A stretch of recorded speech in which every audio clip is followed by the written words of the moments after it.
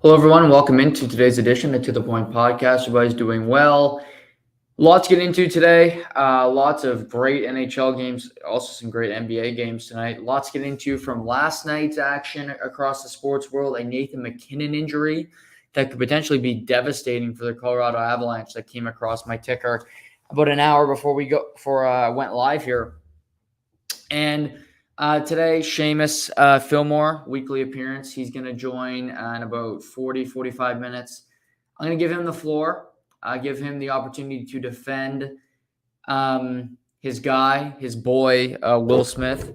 So we'll let Shay have his say. He can defend Will, and I'll give my 2 cents. And I've actually been working on some jokes, so maybe I might throw some jokes into the conversation as well, because I still not in the Will Smith camp after digesting what I had to say yesterday at this very time.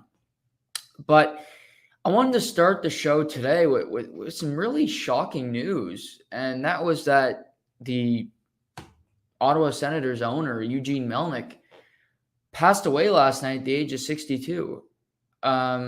It completely stunned me. I did not know that the man was sick. It just said in the press release that he was dealing with an illness and that he passed away.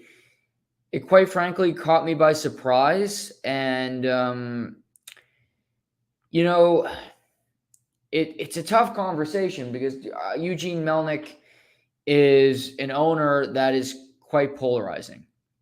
Was quite polarizing, sorry. He was a guy that was not very well liked, I would say, by the Ottawa Senators fan base. I would say wasn't very liked by the hockey populace at large. But as we look back at his legacy and what he created, there's certain things you have to give him. There would not be hockey in the nation's capital of Canada if Eugene Melnick wasn't around. He purchased the Senators. He wanted the team to be in Ottawa. To be quite frank, nobody wanted the Ottawa Senators franchise. Nobody saw it as a viable option. Eugene Melnick did. Now, was there missteps along the way? Sure. The arena with LeBreton Flats and downtown and out in Canada, where it is now, it's been a problematic scene. I don't think Eugene Melnick has always been the most truthful owner. I don't think he's been the easiest owner to deal with. And I do think if you're a fan of the Ottawa Senators, it would be frustrating to like Eugene Melnick. But when somebody passes away, when somebody dies, you got to look at the pros and cons. And I think you got to talk about the whole story. So for Ottawa Senators fans that were frustrated with Eugene, I get that. I think it's a fair sentiment. But I also think you have to look at it and say, I'm a fan of this team. I wouldn't have the ability to be a fan of this team if not for Eugene Melnick. I wouldn't have it. Who would you root for? You'd say, well, I'd pick another team. Well, that's not the Ottawa Senators. Are you rooting for Nashville? Are you rooting? He presented an opportunity for another Canadian franchise. And as we look at it right now, Melnick got the Sens to Ottawa. Are we going to get another Canadian NHL franchise ever again? I don't think it's a guarantee. I really don't. I get it. We're going through COVID, and Quebec is a whole other matter. And I'm sure people are listening to me saying, well, Quebec should be an easy place to go to. Dealing with Quebec is a lot more difficult than dealing with Eugene Melnick. And, they went back to Winnipeg's. If there's money, it's viable. But with our Canadian dollar the way it is and where our country's going, who knows? So there's that. And there's something else that really needs to be talked about here. Eugene Melnick owned the team for over 30 years. And he got a Canadian franchise to a Stanley Cup final. There's something to be said for that. We look at it. After 93, it was lean. An NHL franchise hasn't won a Stanley Cup since 1993. Since 1993, only 3 Canadian franchises have been to a Stanley Cup final. Vancouver in 2011, Montreal in 2021, and Ottawa in 2007.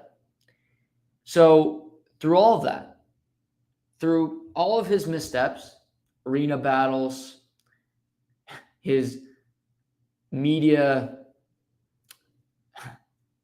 inability, he was one of 3 owners, Canadian owners, that got his team to a Stanley Cup final. That's a success. Ottawa is, I think if you ask most people, they'd have Montreal, they'd have Toronto above Ottawa when it comes to how many people like them. When it comes to where do you want to play, Ottawa would come third in the Ontario-Quebec circle, Eastern Canada. And yet Ottawa did something that Montreal didn't do till last season, and it took like a COVID year to do it, and something that Toronto, the top team, hasn't done since 1967. In the time Eugene Melnick owned the team, he got to 2 conference finals and a Stanley Cup final. Did he win the ultimate goal? No. Do I think he was a great owner? No. But I do, with his passing, you have to look at the positive things he did as well. He got a small market team to a Stanley Cup final and a double overtime goal away from a second Stanley Cup final in 2018. It was that close. So many organizations would have killed to have the results that Eugene Melnick did in his tenure. So many owners would have killed to have that kind of success. Just that playoff revenue money alone.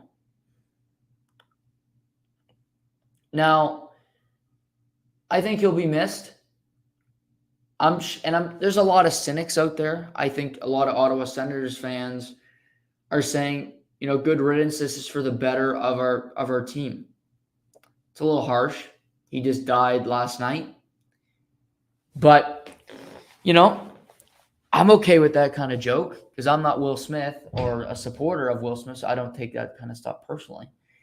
But I do think it's important to look at the pros and the cons. When it comes to management of arenas, when it comes to actually putting a team together that could make the most money and putting yourself in the best position to do that, I give him about a D+ as a owner. When it comes to producing teams, competent teams,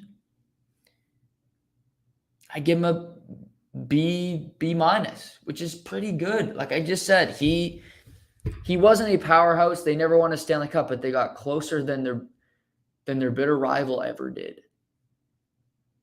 That's something to be said for that. They drafted well. He kept stars in Ottawa, Jason Spezza, Daniel Alfredson, Ray Emery.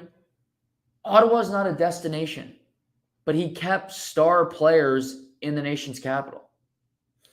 He deserves some credit for that. And, Pierre Dorian spoke this morning at the general manager meetings in Palm Springs. And, he started crying. He said he wanted to finish what him and Eugene started. So for the people that work for him, I think it's clear to see that Eugene was a good boss, that they enjoyed working for him. I'm not so sure he was such a hands-on owner when it comes to NHL decisions. Sometimes those are the best owners where you just shut up, you handle the business, which he didn't handle that well, but you let your hockey ops people do that side of the job. And I think he did that effectively. He had some really good people that he employed. Brian Murray was there for a long time. They had a lot of success. They got to a cup final in 2007. They lost to a buzzsaw of a team in Anaheim with Getzlaf and Perry, Chris Pronger, Scott Needham. I mean, that team, Ottawa's never going to beat that team. Gets a team in Ottawa that was just an underdog from the start of that postseason, led by an incredible run by Erik Karlsson, Craig Anderson, a journeyman in net, and they get a double overtime. Chris Kunitz goal keeps them away from a Stanley Cup final. Who knows if they go on to win it that year? Now, since that goal, the franchise hasn't been the same. They've never made the playoffs since that goal. Haven't really come that close to making the playoffs.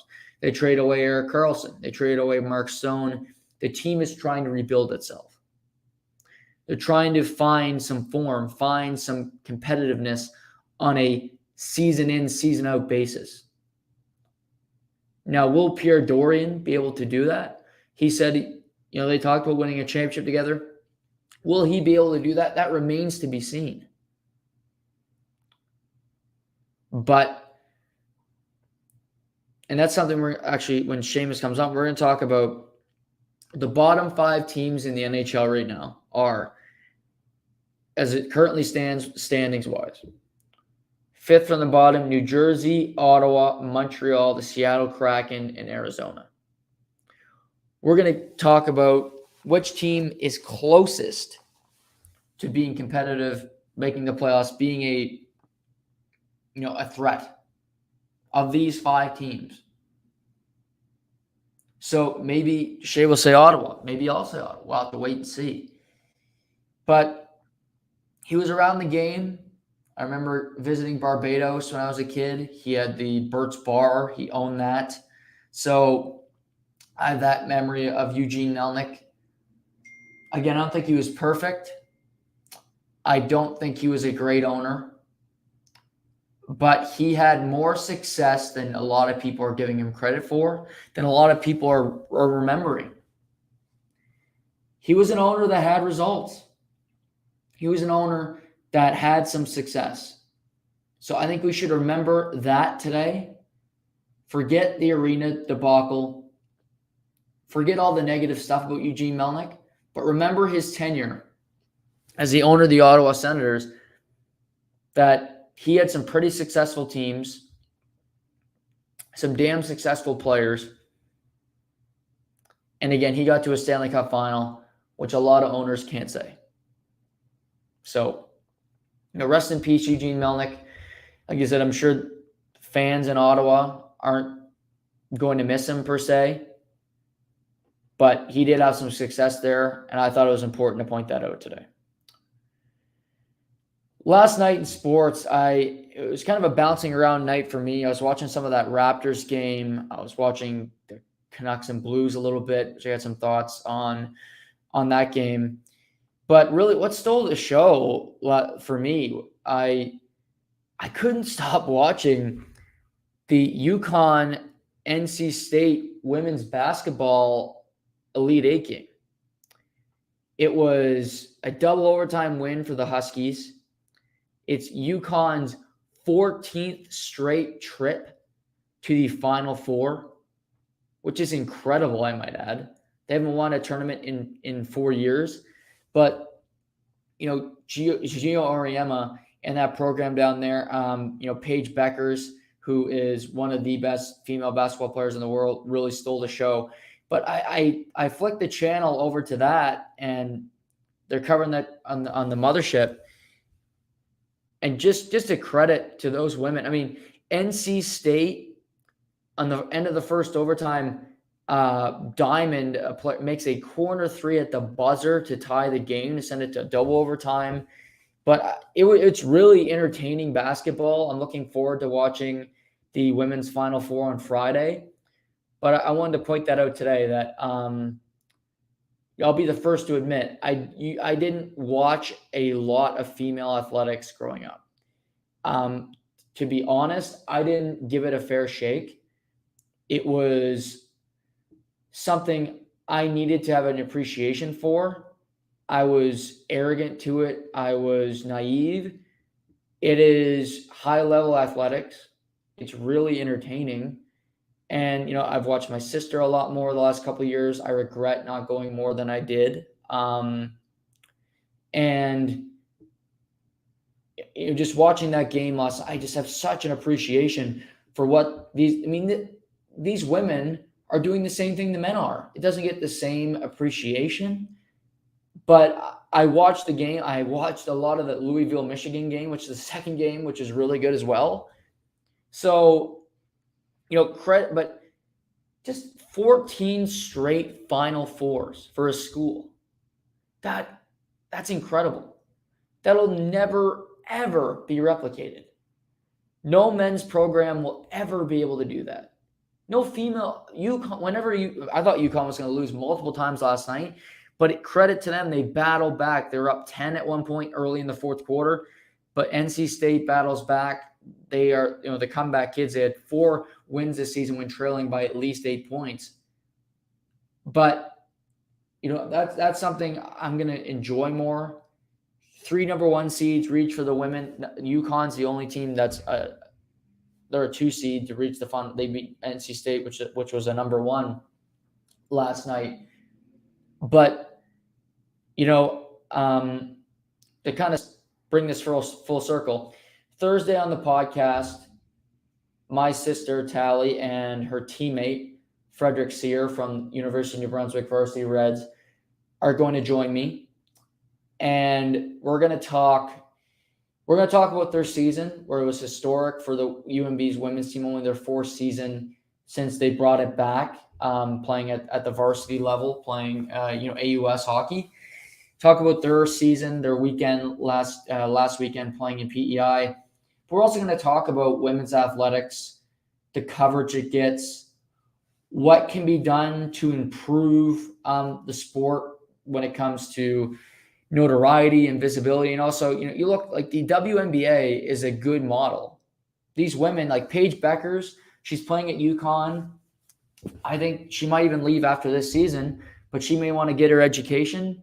But there's a livelihood that she can have by going to play in the WNBA, making a decent salary, and that's her career. Sue Bird is 40 years old. She's one of the most famous female athletes in the world. She continues to do it playing for Seattle. Kia Nurse is working for TSN March Madness coverage. She's also one of the best female basketball players on the planet. So we're starting to see it improve little by little. I do think the game of hockey has trailed behind in basketball, which is surprising because hockey, especially in this country where I don't think we've seen the female game get promoted enough, get talked about enough. It hasn't gotten that traction yet. I want to hear these 2 women's thoughts, ideas, their feelings when they don't see the coverage that they necessarily deserve. So we're going to go into that conversation on Thursday. So they're going to join me Thursday. I'm looking forward to talking to them because I think this is an important topic. I wanted to talk about, last week I was going to bring up that I'm sure you saw it. My sister shared it on Facebook and some other outlets as well, and not just including her, but others, that in the Telegraph Journal, they were the second piece written about, except they wrote about a UNB men's hockey player, about his GPA or something. Good for him. That's not the point of the story. The fact that they won for the first time ever, that was the secondary story. This guy, the feature on this player was the headline, sorry. And, it was ridiculous, quite frankly. It shouldn't have to be pointed out that this was the wrong way to go. But unfortunately, it did. It has to be talked about. And I wanted to bring it up, but I just, as a man, I don't know what it's like to be put down like that. So I didn't want to comment on it and leave the man's take. I wanted to have 2 females on the show. They can talk about it. They are directly involved. They're in this on a day-to-day basis. So that's why I want to have them on for multiple reasons. I'm obviously proud of my sister and her accomplishments in her first season at at the University of Brunswick. But if I can do anything to help, in my little box here, to help the women's game, to help notoriety, to push some of these females through, of course I want to do it. So that is something that I'm going to look into. We're going to talk about it. They'll share their ideas, and we'll go from there. But, credit to UConn, incredible story, credit to those women. And again, it was a fantastic product last night. Just bucket after bucket. And what I liked about it is both teams are struggling from the three-point line, and they're all smart enough to get inside, start shooting the mid-range jumper. It was like old school basketball. I thought, anyway, it was great. The Final Four for the women are Friday night. That's something I will give this tournament credit. Last year, they had the Final Four on the same day as the men, and the ratings stunk. You need to be smart about this, especially this year. You got Duke versus North Carolina Saturday night. It's just, if there's a female game going up directly opposing it, it's not going to do good ratings. And I credit them for last year they did it. It didn't do well. Have the national championship on a different day, have the Final Four, and they're doing that. Final Four on Friday, the national championship on Sunday. It's a standalone. You have the ability to watch that, then watch the men's national championship the next night. Perfect way to go about it. It's the correct way. It's the smart thing to do. So good for the women's tournament. It's been fantastic. Like I said, 3 number 1 seeds remain and number 2 seed the UConn women. But 14 straight trips to the Final Four is incredible. They produced so many great players over the years. Paige Beckers is just the next one of all the greats. We'll see her in the WNBA, playing her heart out for years to come. But just great, and I just thought it would be good to talk about that because I watched the game last night, and also to kind of preview and preview Thursday's show, where we'll get into a lot of different topics and hot issues in the women's game and in the world of female athletics. Also today, this was news. The Masters, one of the best. I mean, it's fantastic. It's a spectacle. I love golf. It starts a week Thursday, and I never really. It's kind of been on the back burner. I never really thought about it that Tiger Woods might play at this Masters. I thought there was a 0% chance because we've heard very little about him. I just didn't think physically he was ready until I see today that he is at Augusta National. He's playing a round there today. And now the sports world's abuzz because I don't think it's a lesson. We might see Tiger Woods play at this year's Masters. We might see Tiger Woods back at Augusta National, his best tournament. And I can't believe it, but also I can believe it because it's Tiger Woods. What this guy has gone through in his life, not only with his ex-wife and the cheating scandal and the Perkins Diner and all that, but just physically what he's been through. And the fact that he was playing before his car accident was really quite crazy. I think he's had 4 back surgeries, like spinal fusions. He's been through the ringer. But then, and he was also, arrested for driving while impaired because he was so high on painkillers he couldn't remember his name or where he was. But then he gets in a car accident. His leg is never going to be the same. But he battles through it. We saw him at the Genesis. We saw him play with Charlie at the PNC. And now he might play Augusta, which is a very difficult course to go through. But the story, even if he doesn't, it's not a bad story, and here's why. Just the fact that he's playing golf, that he's playing a round today at Augusta National, is a positive story. Tiger Woods owes nothing to the sport of golf, to his fans, to anyone, quite frankly. Tiger Woods has given everything to the sport of golf. He's been such a competitor. Most people see him as the greatest of all time. And if he walked away today, he's a Hall of Famer. Most people say he's the GOAT. And he's got a bust. If they're, in the Hall of Fame, he's got a bust. But the fact that he still has that competitive drive, the fact that he's trying to do it, I think it's less about winning right now. It's just about proving that he can get back. That if he wants to, he can play. He can get on the course. That is such an accomplishment in and of itself. That he is willing himself to say, I can get back here. At one point, I could do this so effectively, I can do it again. That's a crazy feat. And all the power in the world to Tiger Woods. I think it would be crazy if he did compete. Because at the same time, I think Augusta's going to be really good anyway because you got a new number one player in the world in Scotty Scheffler. There's been 3 different guys that have that number one player ranking in the world so far this season. It started with Jon Rahm, flipped to Morikawa, and Scheffler took it over after winning 2 tournaments in the match play so far this year. But I do think it would do a lot of good for our collective souls, for our collective heartbeat, to see Tiger Woods out on the course, to see him tee it, to see him walk around. And maybe this is just a test to see if he can do it. Because there's no pressure today. It's a Tuesday, a week before the tournament. There's no expectations. It's just, okay, Tiger's playing at Augusta. That's the headline. That's going to create headlines, of course, because it's Tiger bleeping Woods. But again, I think it's crazy. I think it would be awesome to see him there if he does compete at Augusta National. But just the fact that he's trying is a great story.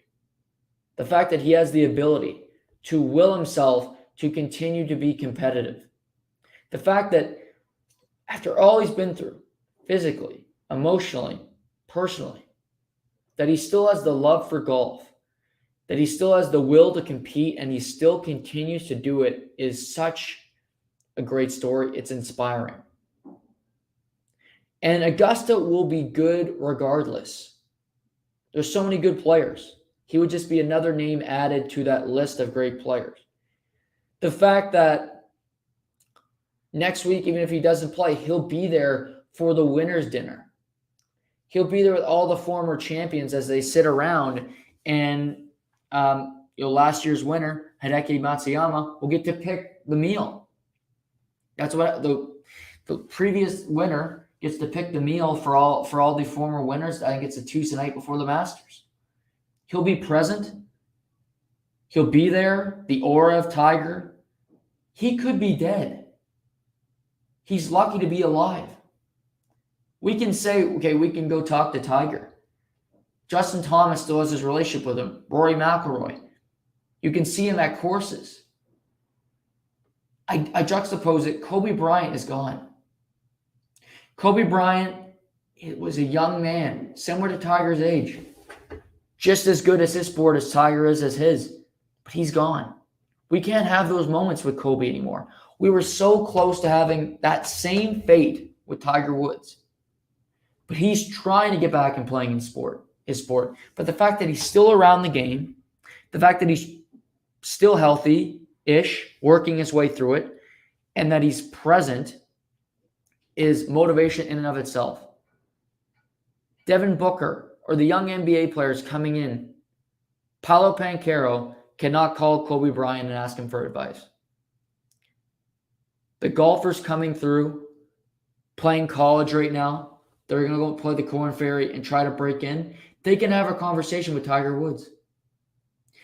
We take that for granted, that we can go talk to the legends. Kobe Bryant, you can't. He's dead. He's gone. It's just a blessing that Tiger is alive. And the fact that he is trying to get back to play a professional sport after all he's been through is an inspiration in and of itself. So kudos to him. Just the fact that he's there, and it's a great story even if he doesn't compete. So credit to Tiger Woods. And I hope he does. And it was cool to see him at Augusta National today playing around. NHL news. Last night, Blues beat the Canucks. You had the Oilers bounce back. They crushed the Coyotes. You had the Kings fall flat against the Kraken, losing 6-1. A lot of blowouts last night in the NHL. I watched the Blues-Canucks game, a lot of that game last night, and I think the Blues have a lot of strengths. They look like they'll play Minnesota in that first round. I think that'll be an interesting series because St. Louis still has a lot of great assets of their team. They got some clutch performers in the playoffs. O'Reilly, Perron just plays great hockey in St. Louis. But I took two really big things out of the game, and it was about two players individually. Number one, I forgot, and I've always been a fan of this player, but I don't get to watch I should watch St. Louis more often, but I forgot how good Colton Parayko was. And, 55 for St. Louis, one of the best defensemen in the world. But to me, I watched him last night, and he's playing maybe better than he ever has because he looks so confident. He really reminded me of Victor Hedman last night because he moves like Victor Hedman. He's so smart the way he creeps into the zone. He's got that physical ability, but he just carries himself with a quiet confidence. And St. Louis is not always on TV. They don't get a whole lot of media attention. But I looked at Colton Parayko, and they got Falk. Leddy is back there now. Torrey Krug. They have a strong defense core in front of Ville Husso, who's played fantastic this season. And I just look at them and say, if they're going to win, I think it's going to be because of their back end. Parayko is such a force. He's such a horse as well. He's just so hard to deal with. And I was just so impressed with his game last night.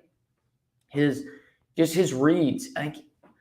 He's got he's so big. He's got that physical ability that's evident. But also, I think his brain is the most underrated part of his game because I think he understands the game of hockey so well. He makes quick reads. He makes smart decisions with the puck. And kudos to Colton Parayko because I think if St. Louis is going to do damage, it's going to be on the strength of their defense core and goaltending. Because I like their forward group, Barbashev, Perron, Vladimir Tarasenko, who's had a resurgence after a couple injury-plagued seasons. But if they can keep pucks out of the net, if they can play that grinding style, I think it puts them in a good position I think they'll battle with again, I like Minnesota a lot. I think Minnesota is a really good hockey team. I would favor Minnesota over St. Louis. Again, St. Louis plays Vancouver again this week. They play Edmonton later in the week, so they'll have some Canadian tests. I believe they also play the Flames later in the week as well. So they play some Canadian content this week. But that was my first thing. I love Parayko. I still think he's one of the best defensemen in the NHL, and that he only made me think that even more after watching him last night. My next big takeaway is, I think every year, every couple of years, you see a player really jump onto the scene and you're like, how did that guy get 75 points this season? Or, well, he's that high in assists. You look at Nazem Kadri this year when it comes to the point totals in the NHL, and you look at it and say, wow, well, I know Nazem Kadri is a good player, but I didn't expect him to be that high when it comes to points. And I think there's always that guy that takes a leap, and there's always the ability for that guy to do more, or there's a guy sitting around, you're like, okay, who's that guy? Well, for me, it's Robert Thomas.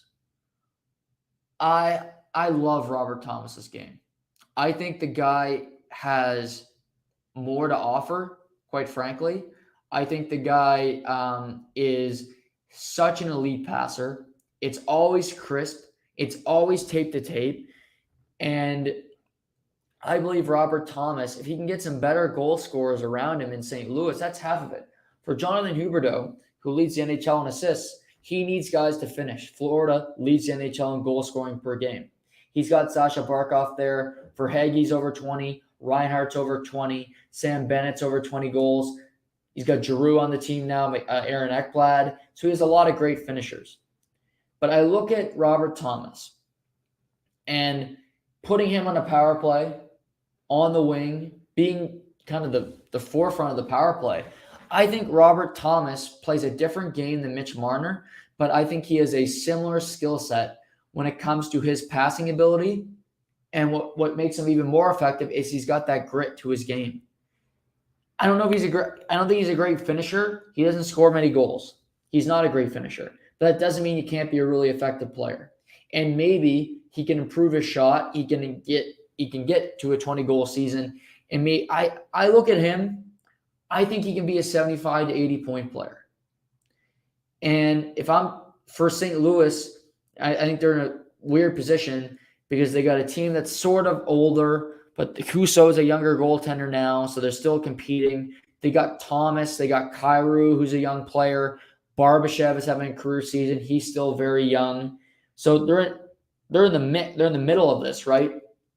But I just think his passing ability is such a gift. He's got that toughness to his game. And to me, he is that guy. I mean, I look at the points leaders right now. You got McDavid. You expect him to be there. Draisaitl, Gaudreau, yep, Huberdeau, Matthews, Connor, Tkachuk, Kaprizov. But Kadri, he's got 81 points. JT Miller has 80 points. Zuccarello's got 67. And he's got 20 games left. He'll likely get to 80 points. I think Robert Thomas could be in that group. To me, he has enough skill to do it. Jason Robertson for Dallas has 60 points. I look at his potential, and in the offseason he should work on his shot, but his passing ability to get it through sticks, it's side to side all the time. I was beyond impressed with his game last night. I love his aggression. I love the way he hits people. He's a great playoff performer because he brings so much to the table. But I also looked at him and said he could be a regular season guy that gets 75 to 80 points. For next season, that might be something I do. I'll talk about guys I think can break through, have a season where you're like, how did this guy do this? I think Robert Thomas can be that guy. I could see him being an 80-point performer, 75, 80 points, because if guys are finishing on St. Louis, say he plays with Tarasenko, even if he's on with him on the power play more often, I think he could rack up assists. Because Huberdeau, he's got over 20 goals, but he's got 69 assists on the season. 90 points. He does it through his passing ability. McDavid's got over almost 40 goals, but he gets more assists than he gets goal scoring. So the playmaking ability of Robert Thomas is what really stood out to me. And I did, the PSA for Robert Thomas, but the Blues are an interesting team. I think with the loss last night, Vancouver is really out of it. I just don't see them. They have enough time to make it up right now. They needed to win last night. They started Halak, which I talked about yesterday. I didn't agree with that. They didn't lose because of Yaroslav Halak. I thought the team was really flat in the first two periods. They really only came up to play in the third. For the first period, St. Louis controlled the puck. Vancouver's just chasing the game. They're down 2-0 after one. But, I think for Vancouver and for them just to be in a position where, as it currently stands, they're 3 points out of a playoff spot, Bruce Boudreau deserves a ton of credit for that because this Vancouver team is not very talented. JT Miller's having a fantastic season. Pettersson's come on in the second half. Demko's been fantastic. But top to bottom, this roster is not very talented. This roster does not have there's not a lot that makes you love this team, quite frankly. So as much as I think Bruce Boudreau's a good story, they go into the offseason, they'll see what they can do, but it's almost a success for Vancouver to be this close to a playoff spot with the team that they have currently standing. I watched the game last night, and their fourth line was a Utica Comet fourth line. So, that it is what it is. I see he's on the line, my main man. We're going to bring him in here. A lot to talk about today, but I'll introduce him formally. You know him, Shamus Fillmore, KPMG. Always repping the brand. Appreciate that. And most people call him the Fresh Prince of St. John. Jay, yeah, how are you? Not too bad, man. Not too bad. Busy times. That was nice. Can't. Oh, 1 second. Can't hear you, buddy. This happened last week too. What's happening with us? But don't worry, everybody. I feel bad about my intro now. So I worked on that all day. Thought it would be creative and funny. It's gonna go to the Valley, but I thought St. John a little more of a ring. You hear me now? Hear me now? But can you hear me now? Let me see here. Can you hear me now? Can you hear me now? No, we're not getting you. Oh my God. Got me now?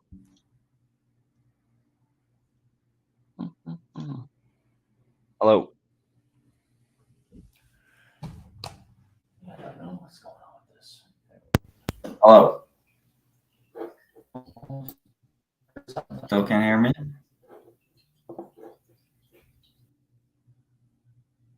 Shay's gonna come back on. We'll see if we can connect. But yeah. Again, I'm gonna let Shay respond because he's a big Will Smith fan, and looking forward to hearing what his retort is because I don't think he's got a leg to stand on. And like I said, I got some jokes that I've kind of come up with throughout the day that I think are kind of humorous. So we'll see what happens there. Vancouver, I just don't see where they go this season. They need to make a whole lot of changes. Their defense core is still lacking. They got a goalie. So that not many teams could say they have a good goaltender. So I'll give them that. That's something structurally, systematically that they have. They got to make some tweaks. I like Boudreau as a coach because I think he's going to keep them competitive. I think he's going to you got Jim Rutherford as the GM. He is one of the most aggressive GMs in the NHL. Brock Besser's a restricted free agent. Potentially he leaves, so Vancouver could part with him. I watched Connor Garland last night. He was a disaster for Vancouver. We got you, Shay. Can you hear me? No. Can you hear me? Let's see here. I might have to sign off as well. We'll see here. I'm going to reconnect.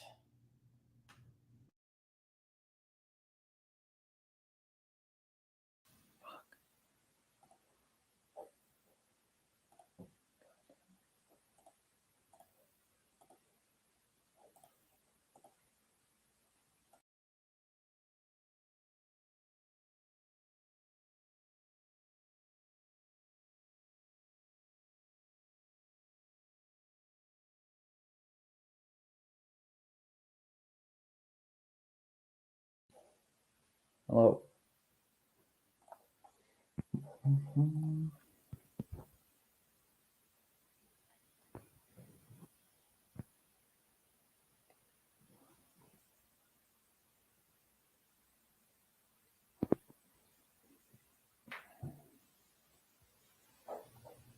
I think I got you. Can you hear me? Yeah, I gotcha. There we go. Okay, sounds good. Oh, I'm gonna. Apologies to everyone. This is the second week in Yeah, a I row don't we've done know. this.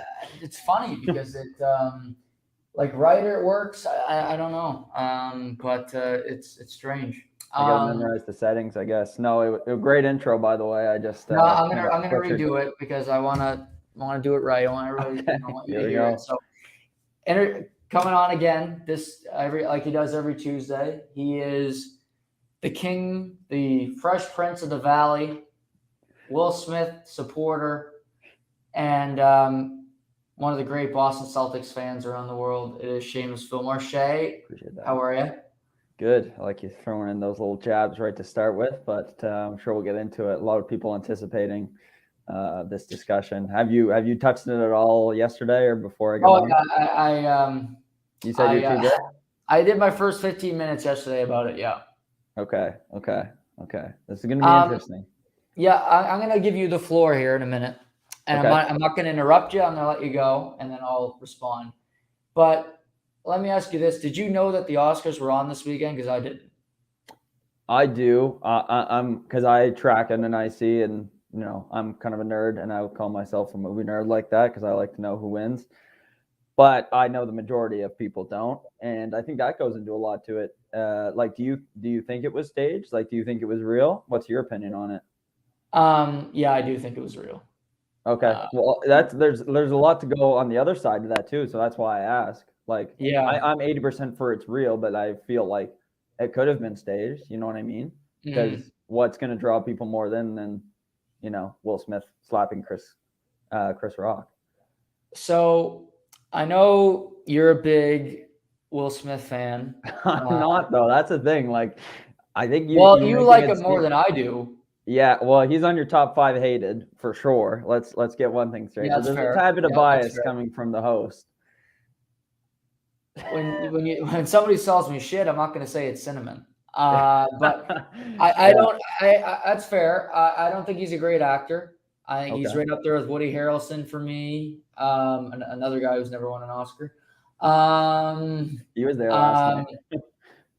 Yeah, he presented the other night. I think I saw him there, or he was a couple years. Anyway, yeah, he'd be right there. I don't. But so I'm gonna give you the floor. I'm not gonna. I'm just gonna sit back and then I'll respond and we'll go through it. But you have the floor.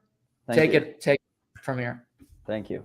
Yeah, right off the gate, I do think it was real. I like, even though there is things that could be said that make people believe otherwise, I do think that everything from the reactions, the action was real. I'm glad we don't have to talk say what happened, so everyone down here, I hope, knows what transpired on Sunday night. First of all, I have no issue with the joke. Jada Pinkett Smith came out long before and said, that's the way she is. She's proud of that. She's, I'm sure you've already said her disease yesterday. She has alopecia or something like that. Yeah, alopecia or something, which doesn't allow you to grow hair. She was fine with it. Look, the thing that gets me is that there was prior beef between Will and Jada with Chris Rock, and I think that's why you got the snotty look from her when Chris says that joke, which, I mean, was an average joke. I'm not going to give.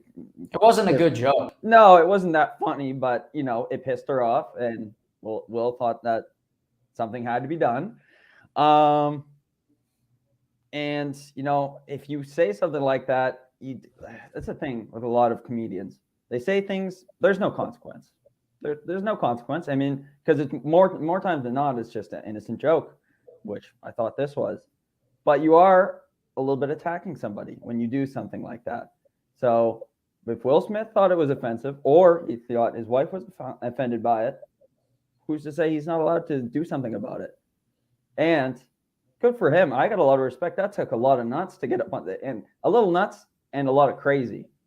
And does it change my perception of Will Smith? Yeah, 100% it does, because he is a little bit crazy. Even in his acceptance speech for Best Actor, he seemed like he was off his rockers, whether that was just the adrenaline speaking or whatnot.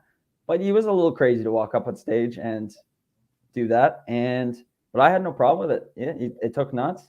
And I have there's a lot other to be said. What I got right down here, it sucks because it's going to stain his only Oscar ever because he'll never win another one. Let's just get that straight.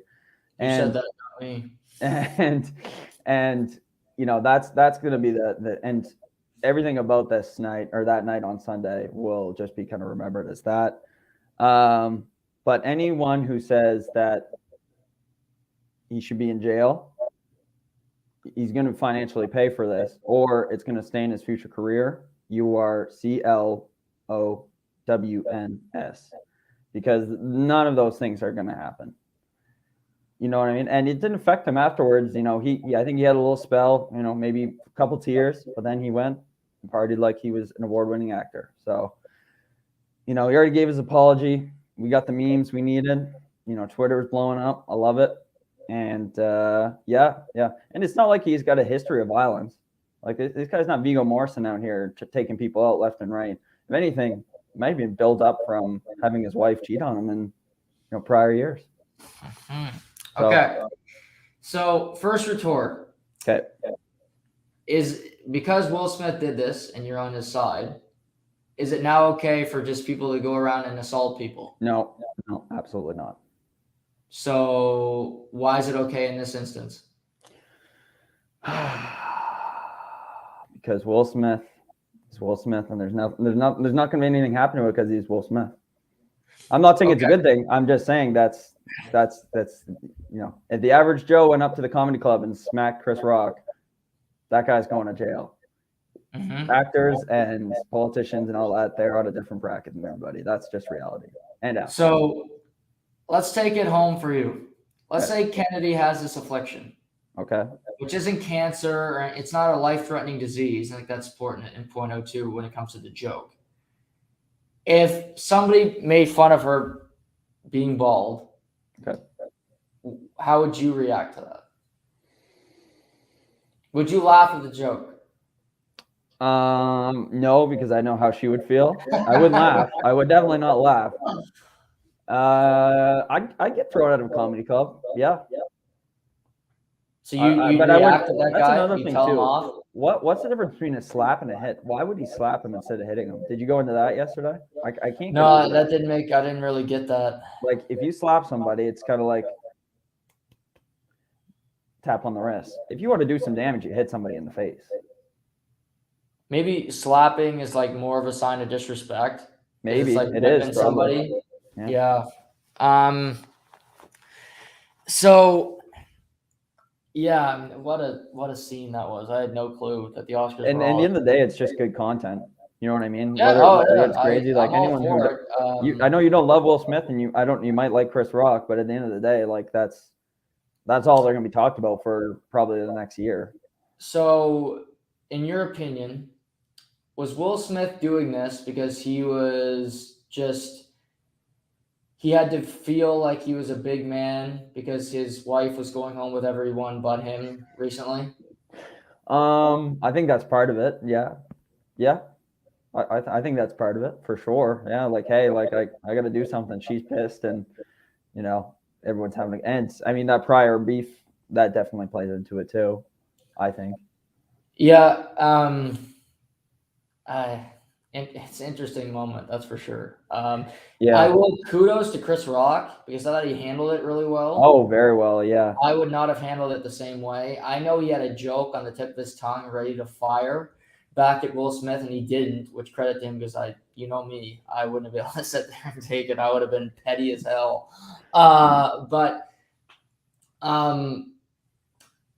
Like Will Smith. Do you think Will Smith should be in jail right now? No.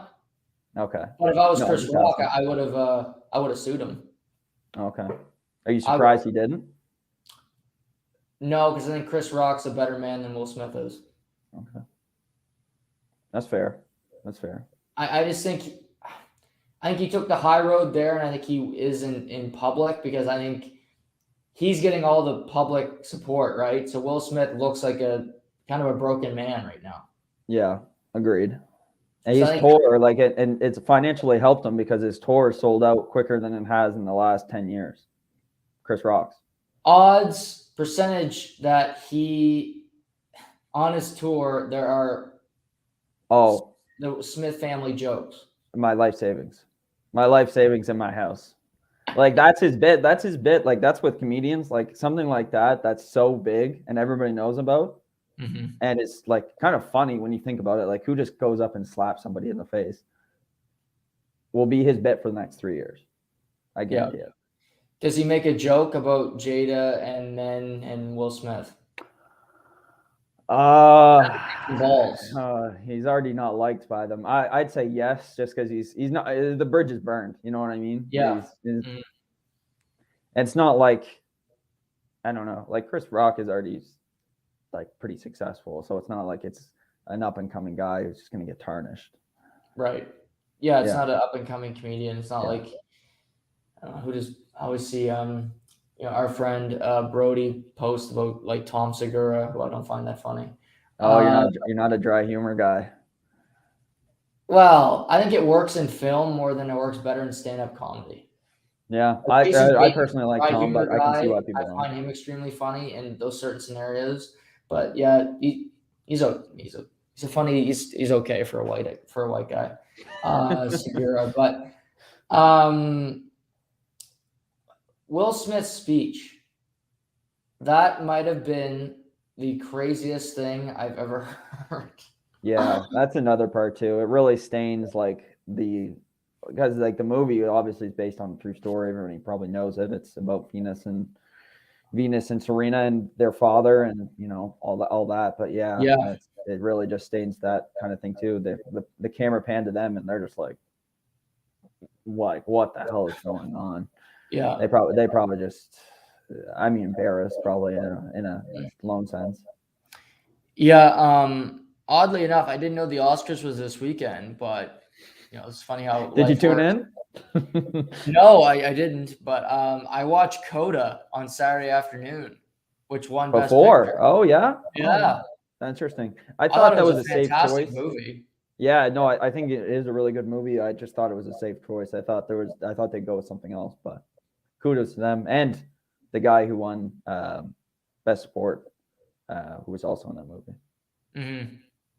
Yeah, obviously, and seeing that, I saw a video of the sign language and that on stage, which I thought was really cool as well. So, kudos to everybody that did one. Jessica Chastain, I think, won for Best Actress. Yep. She's a fantastic actress. She is a really good actress. One of the best in the world. Doesn't hurt the fact that she's also extremely good looking as well. But that's just one personal preference that I'll throw in there. But yeah, interesting. One last thing. Does the apology make up for anything to you? He apologized? No, just down to onto the wind. It's a fake apology. Yeah. It's because he had to. Yeah, he had to know. Yeah, I don't know. I agree with you. He'll be acting next week in something. He'll be Concussion 2 or whatever he's doing next, Men in Black 6 or whatever. Next project he's on. I'm already sick and tired of hearing about it too. Like I don't know. Like I can't go on my phone for 2 seconds without having to put it down because I'm like, okay, this just annoying at this point to keep hearing about it. Yeah, I agree. Glad we can address it and put it behind us. Yeah, this is the end of it on this podcast. 2 days is enough of Will Smith for me. Moving on. Let's get back to sports. And I felt for you yesterday, in all seriousness. I was, going through Twitter, and I see Robert Williams has a torn meniscus, the center for the Boston Celtics. And your Celtics were just crushing people. Average of 23 points a game, winning the last, I think, 8 I read. Huge loss. And, what were your first thoughts when you saw that Robert Williams would be missing a significant period of time?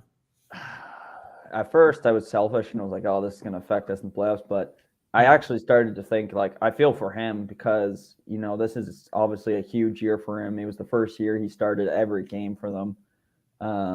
He was top 5 in defensive players, at least in the back half of the year, just a menace to play against. And yeah, it just hurts the Celtics overall. I mean, he just does so many good things well, besides being their top rebounder. He just plays defense on another level. Yeah, whether it's not just shot blocking either, just playing some of the best players, even undersized, you could say, like at 6'9". Yeah, there's just not much content. And I mean, I don't know. I don't even know what that muscle is, and I'm like, okay, his season's done. The absolute worst case, he's maybe coming back in the playoffs, but not there. Not him being there is just going to ruin their chances. He's gonna miss a round for sure, potentially more, because they won't get to a second games round left in the regular season. Like it's over next week. Yeah. So huge loss because you got Tice behind him, but you don't want Tice playing 30 minutes a game. I don't need to reiterate that. I think that he's perfect as a backup.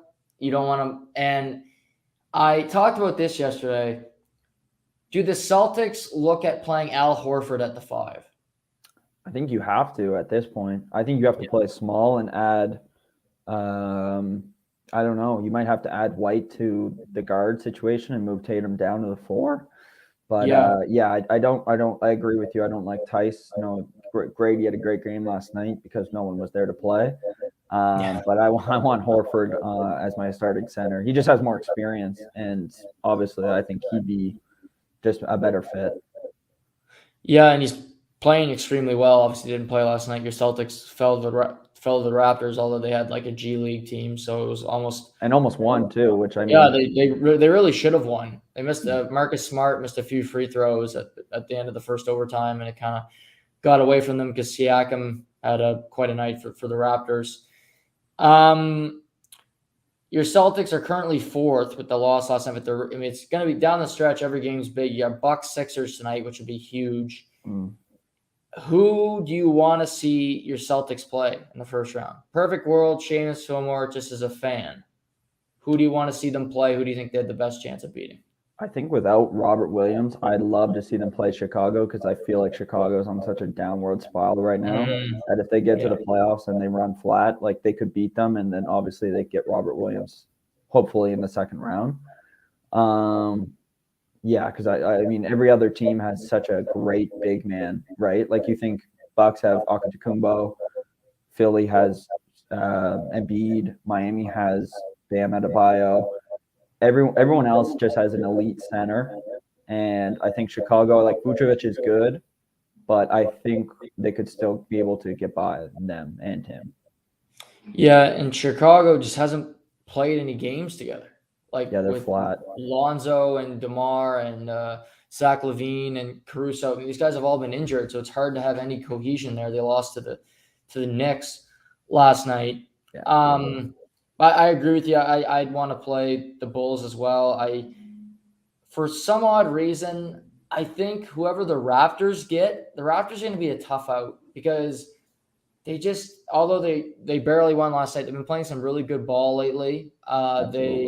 And I just think they have a belief. Nick Nurse is a hell of a coach. He coaches his ass off, and I think they're they're a bunch that I'd probably prefer to play Cleveland or Chicago right now over the Raptors. Yeah, I agree. Both those teams are basically having flat second halves, and Toronto and Boston are having amazing second half. So yeah, no, I agree with that. And looking at their team last night, there's some definitely weaknesses, but I think overall, like they're heading in the right direction to be a good team as long as they can keep that nucleus there. Scotty Barnes, he took some bad fouls last night, but overall, I thought he played really, really well. Yeah, it was kind of an off game for him, but normally he's so efficient. I love that he plays in the post. He's kind of an old school player where he gets the ball down there. He's not afraid to post up. For a rookie, I think he's got supreme confidence, and he's a really intelligent player. Is he your rookie of the year, or do you have somebody else right now? I like Mobley a lot. Right. I think it's a really good rookie class. Oh, absolutely. Because Detroit stinks, but Cade's having a really strong season as well. But yeah, I mean, Giddey's a really good player as well out of Oklahoma City. So, but I think it's a toss-up, but it might come down to who finishes higher in the standings. Cleveland and the Raptors are separated by a game. I don't know if the rookie of the year when it comes to winning. I think it might. When it comes, you have two guys that are going to make the playoffs, and maybe if one is a better stretch for a team to get to potentially the 5th seed, because the Bulls are just hanging on to that 5th seed right now over the Raptors. If Raptors get to that 5th seed, I could see Scotty Barnes winning Rookie of the Year. Yeah, I know. I never thought I'd be a Bulls fan, but I'm just like, keep winning games, boys. I need an easy first round. As we head down the, like I said, most teams 7-8 games left. Who's your MVP? Oh, I got my MVP and I got 2 candidates. MVP is still Joel. Unbelievable year. Second in points right now. He dominates almost every game. He had to put up with all the Ben Simmons drama and everything going on in Philadelphia beforehand. He got a brand new partner and, played well with him as soon as he got there. And, he's the reason the 76ers, I believe, are in second place right now in the Eastern. So, I mean, they just a dominant performance. And then I have Giannis and your boy Luka as my 2 candidates. So you don't have Jokic? He's my 4th. It's your 4th. Yeah.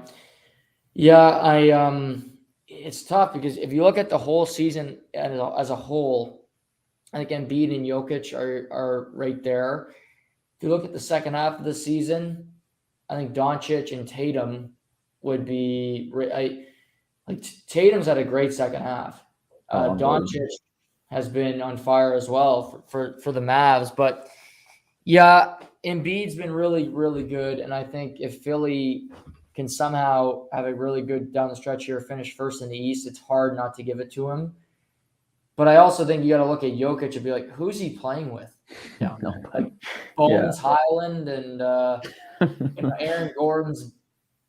You can never trust him to be on. Like he's always just there. But the season he's had and the fact that they're not 7th or 8th in the West, I give him a ton of credit for being competitive the whole year.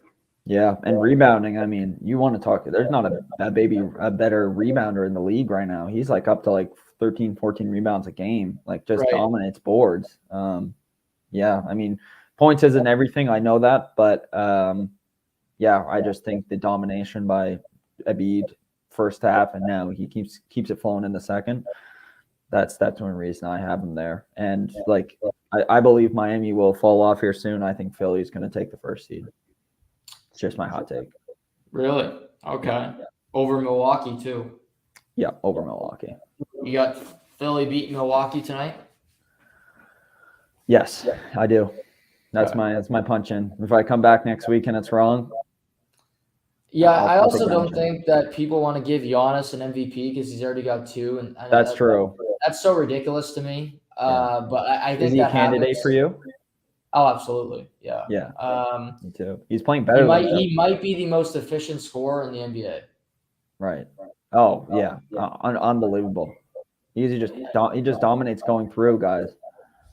And how it's clearly just effort for him because the way he's came in as a rookie to where he is now, it's incredible. Like I honestly can't believe it's the same guy because he used to get bodied. He used to be a liability defensively. He couldn't shoot, he shot like me, which was he couldn't shoot.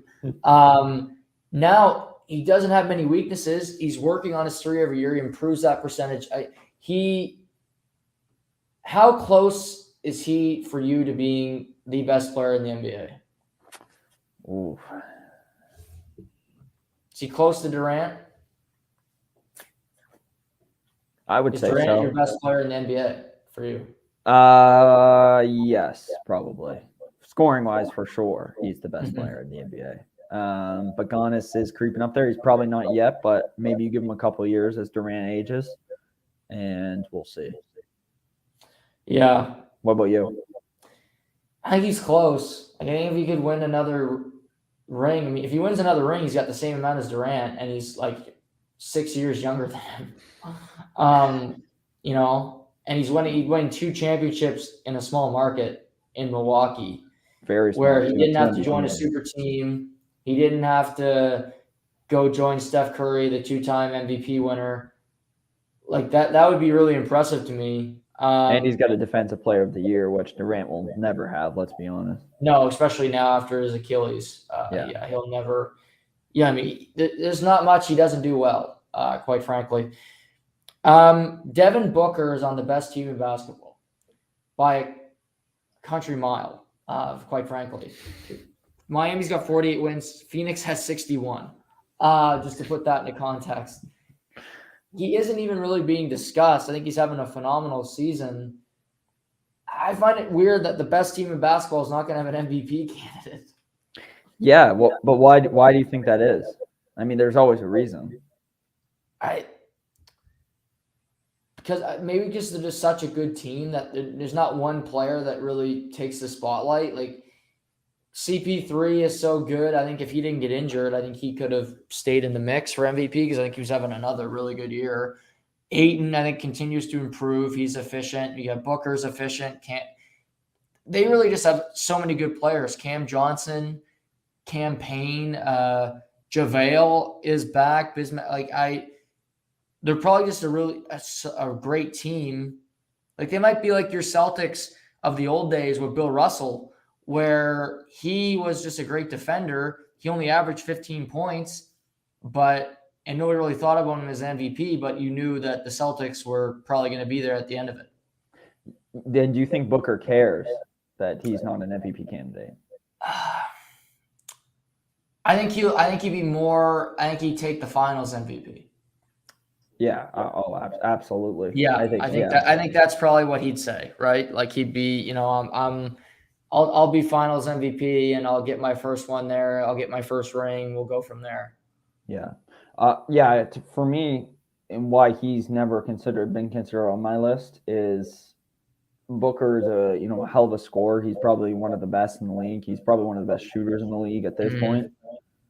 But the other guys just have so much more rounded of a game, in my opinion. Like you think about Embiid, he's just a monster on the boards. Jokic does a little bit of everything. Giannis, he does a little bit of everything.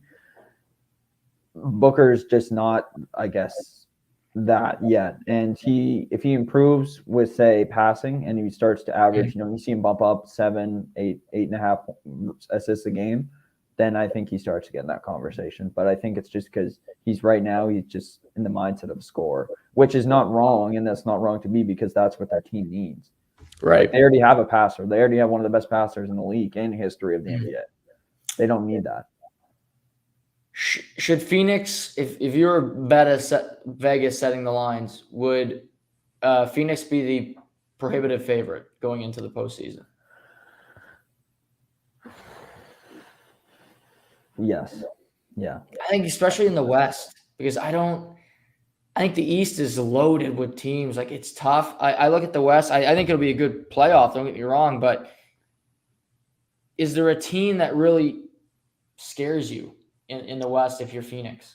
Not really. No. Yeah. Not really. Not even the Grizzlies, because the Grizzlies don't have the experience that Phoenix has. So I mean, call what you want. They only have 1 year of great playoff experience, but that's still tons more than anyone on that young roster has. So yeah, it's not like LeBron's going to make anything crazy happen in the first round and upset them. So I'm not too worried. Is that on your list? Let's get into that for a second. Yeah. How much credit does LeBron deserve, and how much blame does LeBron deserve for this season where your Spurs with Lonnie Walker Jr. the fourth might keep them out of the play-in game? Like it's either he gets all so much credit and the team stinks, or it's LeBron, he chokes in the clutch. Like where's the fine line for this season for LeBron as a Laker with this team? I think he gets most of the blame. I think he can't wear that anymore. If you put the GM cap on that many times, I really do think you kind of have to own up to the mistakes you've made. And he's having a great season on his own, and you can be like, oh well, he's playing well by himself. He's doing LeBron-like things. Where's the rest of the team? And it's like, well, he was the one who picked the rest of the team out. So where yeah, right. Like there is a fine line there between him playing his ass off but not having any to play with because it's his own doing. Because you can average 40, but if you don't win, it's meaningless. I heard this on a podcast this week. He's really at this point in this season, because he's not going to win. He's just gaining the ladder for most points. Like, Yes. he knows the more points he puts up, the closer he's going to get, and he's just wants his name written in the books. Right. Yeah. Yeah. I mean, the Lakers are so irrelevant. Oh my God, and how much they get talked about. It's really quite sickening. But playoff matchups you want to see in the end coming up NBA playoffs. If you could pick some matchups, throw some out at us that you really want to see. Yeah, I'll say the one I think we'll both have. Did you say NBA Finals or just NBA postseason? No, just throw it could be first round, like any. Okay. matchups All you mine want are generally first round, but Yeah, me one too. I think we both will have on common on our list. One I'd love to see would be Bucks and Cleveland. And you're probably thinking, like, what? Two small markets like this? This isn't attractive. They're 2-1 this year. All three of their games, or sorry, Cleveland's been 2-1 this year. All three of their games have been super close. I think one thing that makes Giannis great is just his ability to operate in the paint and how much freedom he gets down there. You're not getting a lot of freedom with a great defensive team like Cleveland. So as good as the Bucks are, I think the Cavs would be able to shut him down at least in the post, and then it's up to the rest of the team plus him everywhere else to make up for that. Yeah, especially if they can get Jared Allen back. Like you see their team is so different when he's not available. Absolutely. So important. That would be a lot of fun.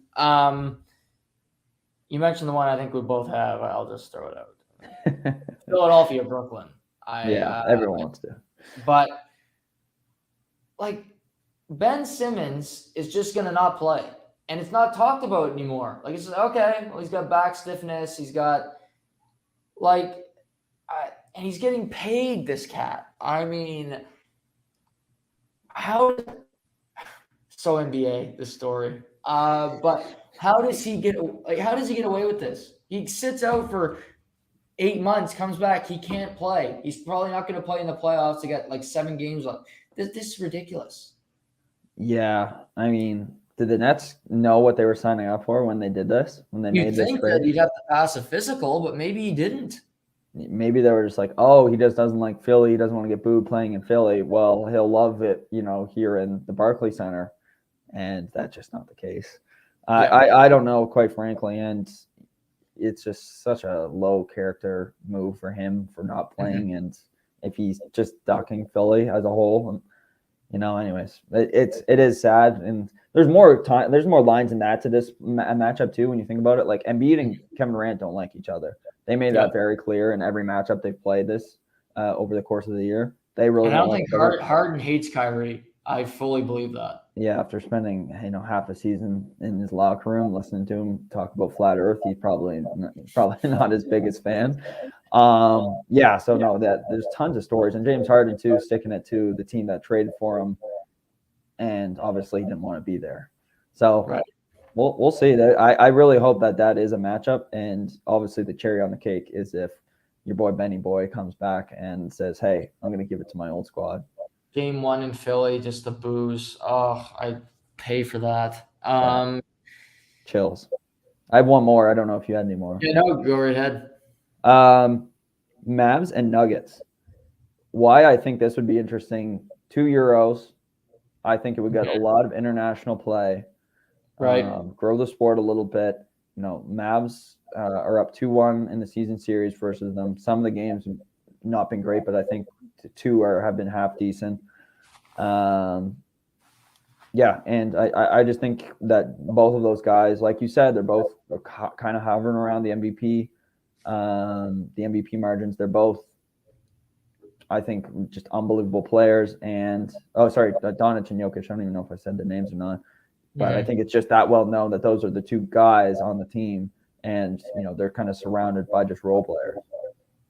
Yeah, that would be fun too. Yeah, I never thought about that one. Dallas is interesting because I think any series they play in is going to be fun because Doncic is so fun to watch, and I prefer them to play Denver over Utah because Utah is just so bleh. But meat and potatoes, bud. Meat and potatoes. Yeah, they are. They're very much so. If Dallas will play Utah right now, but Denver only trails them by half a game, I think Dallas beats Utah for sure if they play. I think anyway. Denver, oddly enough, I think they could create more of a problem, even though they've kind of seemed like they've run out of gas here lately. They're struggling to get wins. Clippers are in the 8th spot. They could be compelling in the sense that it looks Paul George is returning tonight. He's playing. Oh, I didn't know that. It just came out right as about 5 minutes ago. He's playing against Utah.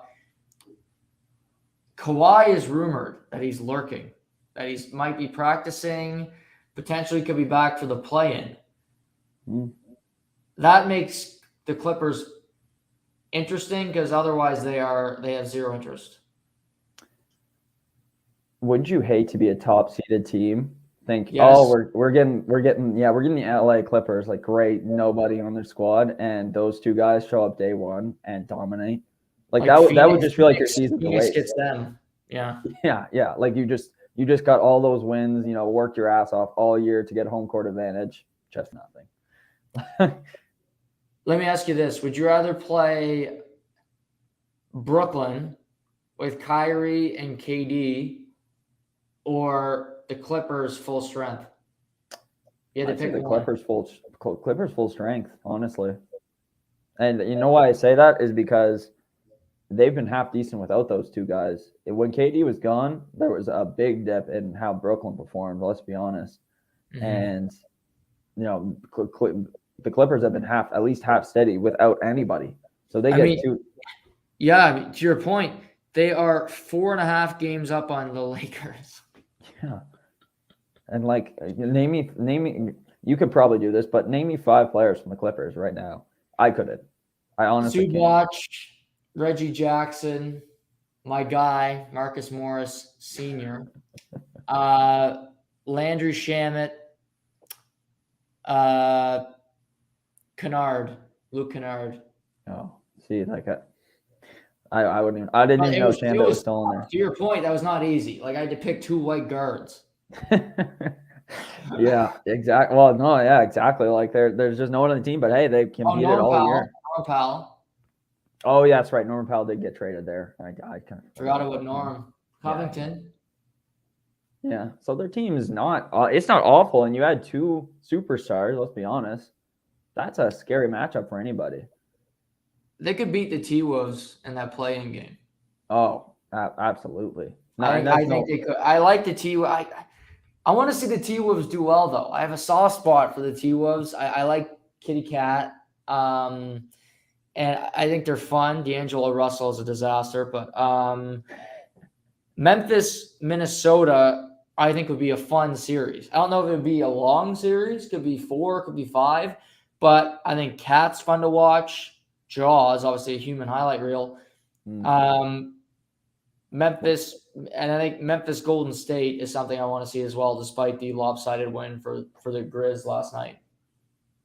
Yeah, no, absolutely. That would be a lot of fun. I just love the way Dylan Brooks plays. He's been dominant. He had a great game, and I hope he keeps it up because if he rolls in the playoff and they get Ja back, damn, that's a scary first round for anybody. Yeah, agreed. And they're going to finish second because they got a 5.5 game lead on Golden State, so they got no worries. Dallas is only a game and a half back at Golden State. Oh yeah, it's the ship's sinking. It's sinking quick in Golden State because they lost by 35 last night to Memphis without Ja. Yeah, that was bad. Let's get to this little. I thought we could do this today. I was thinking last night about different. We always do something, a little game or something fun every weekend. Thought about the bottom 5 teams in the National Hockey League, which currently 5-1 are my Devils, the New Jersey Devils, the Ottawa Senators, the Montreal Canadiens, Seattle Kraken, and the Arizona Coyotes. And I was thinking, which team is the closest to turning it around, potentially making the playoffs, being relevant, if you will. And I thought we could kind of go through it. You could give the team that you think's in the best position, and then I can give my team. But before you give your team, how'd you approach this little project, and kind of take us through your process. Yeah, well, you can't say like I didn't want to go who has the most picks and who has the youngest prospects, because that's not close. Like that's a lot of grooming, and that's going to be a few years away. Who's almost there with guys who are in the AHL / whatever, juniors, college, that are going to take a step up next year and make a difference. So yeah, at very last I have Arizona. This is probably not a shocker for anybody. And I think a lot has to go with their arena too, because they're not selling tickets. Like, you're not going to be selling anything. You'd be lucky to get 5,000 people in that goddamn thing. Yeah. And that affects how you're going to pay your players, because I mean, if you can't get guys in there, then why are you going to be handing out $10 million contracts? No. So that goes into who's going to want to stay there, because there's more. I don't know, like you think about Fox, you think about Jimmy Vesey, Jack McBain's a recent example. Guys who are holding out, playing in college, juniors, and going to the teams they want. Why would you want to go to a Buffalo and Arizona if you didn't have to? Mm-hmm. And waste the first part of your career. Yeah. It's quickly becoming the retirement team, where guys are done and they're just like, okay, I want to go golf and I'll play in Arizona and, collect a check. Yeah. Were you surprised that a guy like Phil wanted to stay? Like, you didn't want to get traded, apparently. I think half of it was, I think he loves Arizona, which I don't blame him. Wish I lived there. But he just had a baby too, so maybe he didn't want to. I think he's got like a 2-week-old baby, so I don't think he wanted to leave the kid so soon. Plus, I don't think he has any interest. I don't think he wants to leave. I think he likes having the course right there, tee it, every second day, and I think he likes the lifestyle down there in Arizona. Yeah. As a sneaky competitive guy, I think maybe that nature of being dominant is probably just over for him. He's won his cup. I think it's past him. Yeah, he's got his 1,000 games. He's got his 1,000 points. He's like, I'm going in the record books. Maybe Hall of Fame. I don't know. Some people might debate that, but Cups. I mean, he's had a great career. Yeah, absolutely. Who's your 5, or do you want me to go with my 4 to 1? No, Arizona. Okay. Yeah. They got nothing going for them. Nothing. And then they're gonna trade their best defenseman this offseason. Yep. I feel like it's like the judges already put the gravel down. Yeah, I don't know how they walked that back. They've shopped him, and he knows it. So Nick Schmaltz he can have a great season in Arizona. He goes to a good team. He's on the 4th line. That's what he did in the other. No offense, Nick Schmaltz, but Arizona's 5 for me as well. Okay. 4, I have Seattle. I just think they're obviously taking that different approach than the last expansion team, and they do have great prospects. I think that Matty Berners or whatever his name is. Berners. He's going to be a great player. And they have a couple other good prospects, but like I said, with my approach, that's not how I'm going to do it. I'm looking at the team they have now, guys who I think breaking are in soon enough. Seattle does have one thing, and that's they have a lot of cap room, so they can go and acquire some big names, which will be interesting this year if they decide to do that. Yeah, and just opposing that to Arizona, they got a great building. People are still going. Seattle, great city. I've never been, but I've only heard good things about Seattle. So, if Grubauer could make a save every once in a while, that would help as well. I mean, he's making a lot of money to let in pizzas, but I have Seattle 4 as well. I thought they'd be better this year, quite frankly, but I do think they have better pieces than Arizona. But they're like Seattle. Vegas was the anomaly. They're like the Minnesota, Florida. Like they're going to need some time here to work through it, get some good players, and hopefully be competitive in 2 to 3 years. Absolutely. At 3, I have the Dawson Warman Ottawa Senators. Rest in peace, Eugene Melnick. That was devastating news. That shocked me, by the way. Yeah, I like someone. We were texting back and forth, and I didn't even know he was sick. Which either, no clue. 62. No. I mean, that's very young. So that obviously is a pretty sad thing. But His Senators, not quite there yet. I know you have been a little bit distasteful of them this year, but they are a little higher up just because of the pieces, And Shabbat, he was a 2015 draft pick. He was there with McDavid and Marner. He's been in the league, 4 or 5 seasons now. Brady Tkachuk, he's a good piece too. But I feel like all these young guys that we've been talking about, the Norrises, the Formentons, maybe they're just not what we thought they were going to be. Norris is actually pretty good. Formenton's not maybe that good. Yeah. They still have Colin White on their team. I don't know how. It's enough of the experiment. The Colin White experiment is over. I like some of their guys, but they signed Matt Murray. Yeah, that's another thing too. Like if you don't have any goaltenders in the pipeline. They don't have any goalies. Like they still don't. Yeah, like Forsberg's okay, but he's not your future goaltender. Like, let's be honest. Yeah, you got to shop that deal soon. Like Ottawa's got to get rid of this guy, and that being Matt Murray. Yeah, who takes him is maybe Arizona. Maybe I don't know. But yeah, I hate their goaltending. Gustafsson is not an NHL goaltender. I thought he might have some potential. He couldn't push through. Forsberg is a stopgap goalie. He's like a Jonathan Bernier, I think, in those years for Detroit. He's fine, but he's not going to change your world. And Stützle too. What's up with him this year?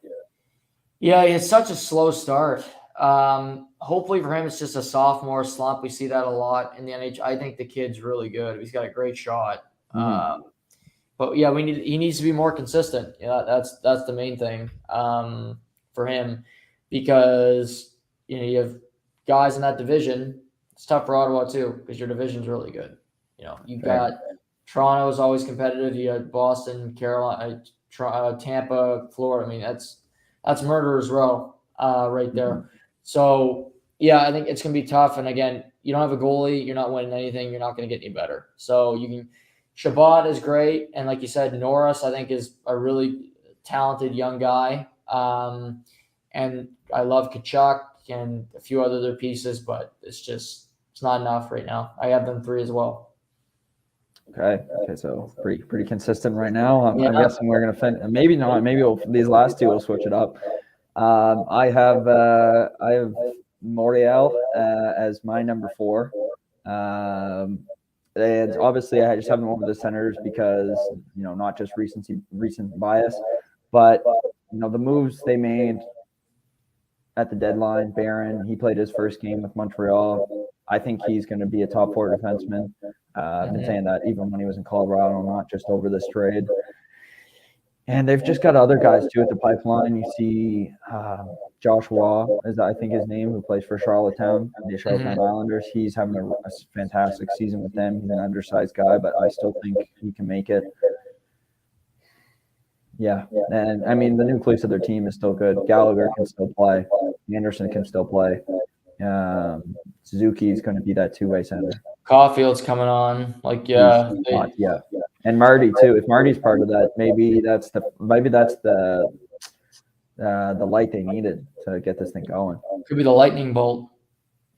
Yeah, could be the slap on the face that. That was my Chris Rock moment right there. The old da-dunch. I got Montreal 1, and the reason I did is because, like you said, I like the nucleus of their team. I think they can get better a lot quicker than people think. I don't think it's going to be a full-on rebuild.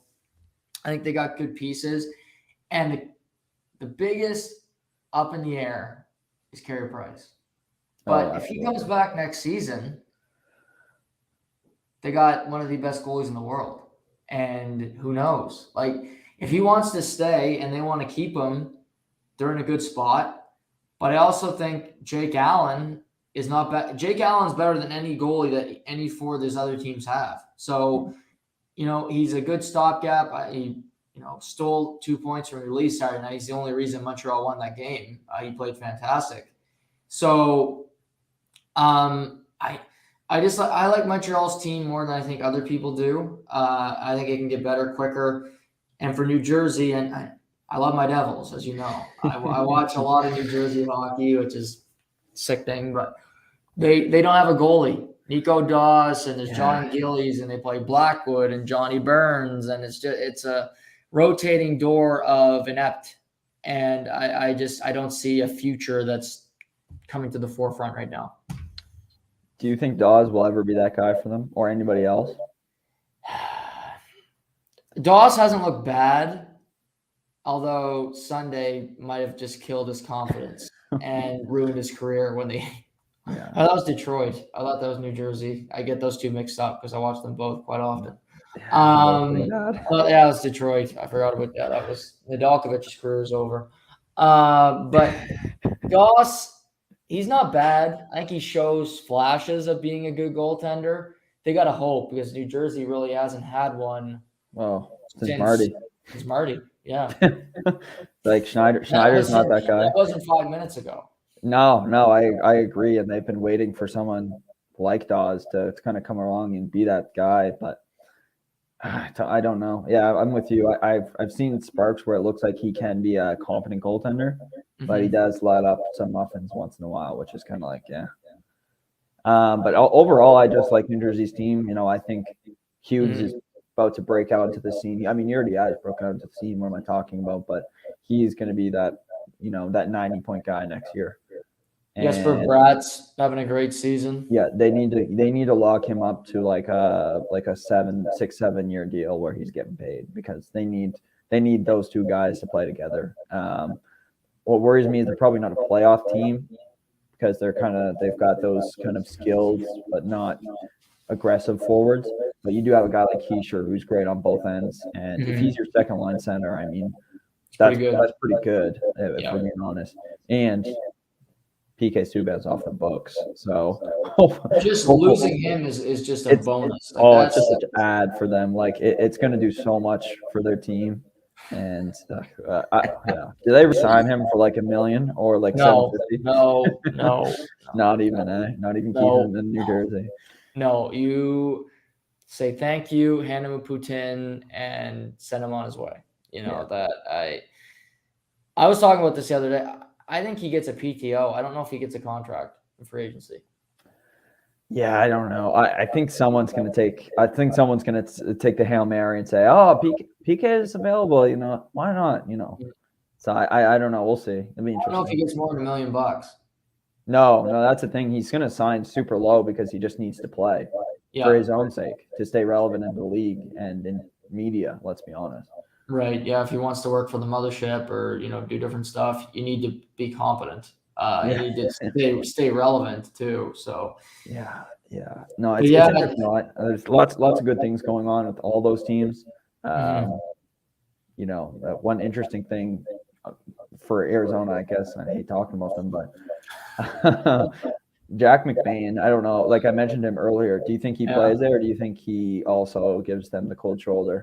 I think he wanted to go there. Yeah. I think that's where he was. I don't know why, but probably because he knows he'll play, quite frankly. True. You don't get to go to the American League route. It's probably not the answer because the teams just suck so bad. No, yeah. I agree. Yeah, I didn't know what his situation was. I know he cold shouldered Minnie, so I didn't know if he'd do the same. Yeah, I respect that from the college guys, but at the same time, really, you don't want to play in Minnesota, but you want to go to Arizona. You just look like an idiot. Yeah, it's not a great look. If he turns out to be a stud in Arizona, then it's gonna be like, okay, well, yeah, whatever. But if he turns out to have a shit career and it prolongs for a few more years, it's gonna be like, okay, that was a bad move. Yeah, if you turn out to be Jimmy VC, it doesn't look quite as well. I think he's playing in Jersey now. Yeah, he does play in Jersey. I was gonna say you're watching him every night. I know. I was like, he's on one of my teams that I watch. Really good night in the National Hockey League. You got Boston, Toronto, which I'm sure you'll be glued to. You got Tampa, Carolina, Rangers, Pens, Avs, Flames. Excluding your fandom for Toronto, which game has your intrigue the most tonight? I watched Tampa, Carolina actually last Tuesday after we got off here, so that was a great game. But seeing them, you said Avs Calgary. Yep. That's probably a late one though, eh?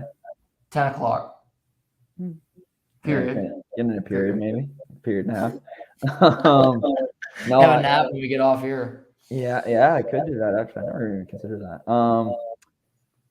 No, I probably will. I had a lot of fun. I loved watching that Tampa and Carolina. Me and my dad texted back and forth saying like, not a chance the Leafs beat either of these teams because they're just too damn good, honestly, and their goaltending was fantastic. So I probably will sneak in that one again. But yeah, just unbelievable. What a question for you and maybe a hot take. What piece so far since the trade deadline has been the best and looked the best on their team? Good question.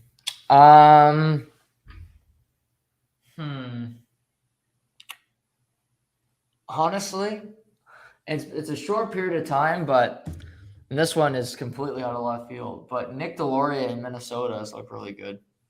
Okay. Minnesota's won 6 in a row. They are hot. Wild. On fire. You would say more people would say Flower, but you went the big. Yeah, he's only started one game. Oh, Talbot's let in 4 goals over his last 3 starts.